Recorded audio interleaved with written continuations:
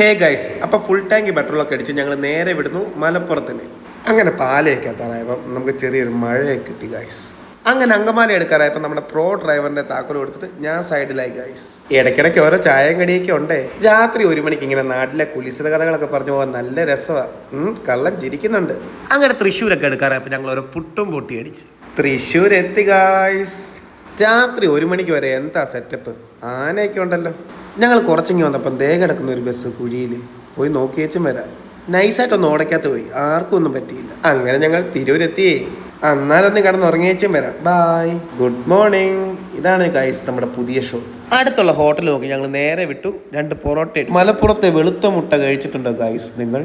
അങ്ങനെ വിളിക്കാത്ത ഉദ്ഘാടനത്ത് പോയി ഞങ്ങൾ ചായ കുടിച്ചു ഗൈസ്. ചായ കൊള്ളാം കേട്ടോ. അവിടെ നേരെ ഞങ്ങൾ പോയത് തിരൂര് ബീച്ച് കാണാൻ.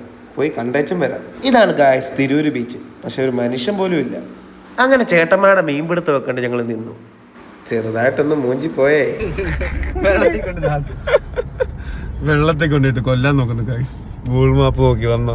ടൈം 3 മണിയായി ഗൈസ്. ഞങ്ങൾ തിരൂരിൽ നോടി നേരെ അങ്കമാലി വന്നു. ഇതിനാണ് ഗൈസ് ഞങ്ങൾ വെയിറ്റ് ചെയ്തത്. അങ്കമാലി മാങ്ങക്കറി.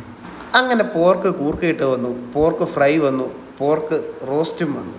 അങ്ങനെ ബില്ലൊക്കെ കൊടുത്ത് ഞങ്ങൾ പോവാണ് ഗൈസ്. അപ്പം അടുത്ത വ്ലോഗ് കാണാം. ബൈ.